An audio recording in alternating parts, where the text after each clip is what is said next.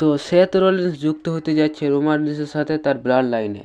এতে অনেকে মনে করছেন যে সেথ রোলিন্স যেহেতু রোমান রিন্সের সাথে আবারও সেম পেজে আসতে চলেছে, তাহলে কি এবারও কোনো চান্স আছে যে দ্য শিল্ড আবারও ফিরতে পারে? মানে এখানে তো আপাতত রোমান রিন্সের সাথে সেথ রোলিন্স যুক্ত হতে চলেছে, সেটা ব্লাড লাইনের মাধ্যমে হোক বা অন্য কোনো মাধ্যমে হোক, সেথ রোলিন্স রোমানের টিমে যুক্ত হতে চলেছে। তো এই ক্ষেত্রে এখন প্রশ্ন হলো, শিল্ড কি আবার ফিরতে যাচ্ছে ডাব্লিউডাব্লিউইতে এবং শিল্ড কি আবারও রিইউনাইট হবে? তো জানবো এটাই আজকের ভিডিওতে। তো ভিডিওটি শুরু থেকে শেষ পর্যন্ত দেখো এবং চ্যানেল নতুন থাকলে প্লিজ চ্যানেলটিকে সাবস্ক্রাইব করে দাও। তো চলো ভিডিও শুরু করা যাক।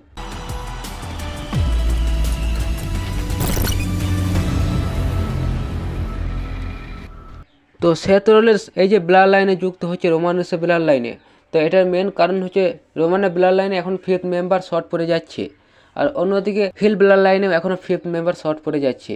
আর যেহেতু রোমান রিন্সের টিমে সেথ রোলিন্স যুক্ত হতে চলেছে এবং সে সূত্রে সেথ রোলিন্সের বর্তমানে শত্রু ব্রনসন রিড সে হিল ব্লাড লাইনে যুক্ত হয়ে গিয়েছে।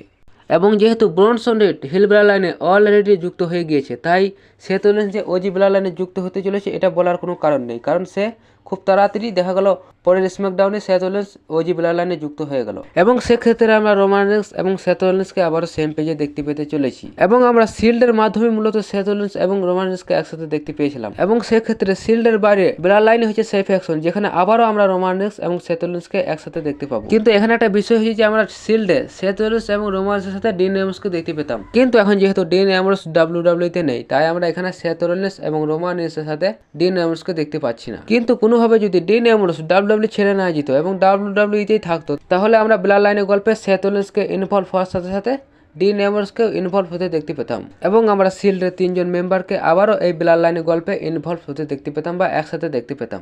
কিন্তু আনফর্চুনেটলি ডিন অ্যামব্রোস যেহেতু এখন ডাব্লিউডাব্লিউতে নেই, সে এখন রয়েছে এইডাব্লিউতে, তাই আমরা এই ব্লাড লাইনের গল্পে শিল্ডের মেম্বার হিসেবে রোমান রিন্স এবং সেথ রোলিন্সকে দেখতে পাবো। এবং আমরা Roman Reigns, Seth Rollins, Sami Zayn, Jey Uso, Jimmy Uso versus Solo Sikoa, Tama Tonga, Tanga Loa, Jacob Fatu এবং ব্রনসন রিডের মধ্যে ম্যাচ দেখতে পাবো। সংক্ষেপে বলতে গেলে OG blood line versus new blood লাইনের মধ্যে ম্যাচ হতে চলেছে সার্ভাইভার সিরিজ ওয়ার গেমসে। তো আজকে ভিডিওটা এখানে শেষ করছি। ভিডিওটি ভালো লাগলে তোমার কাছে রিকোয়েস্ট, প্লিজ চ্যানেলটিকে সাবস্ক্রাইব করে দাও এবং ভিডিওতে একটু লাইক করে দাও। তো দেখা হচ্ছে পরের ভিডিওতে। Tata, good bye.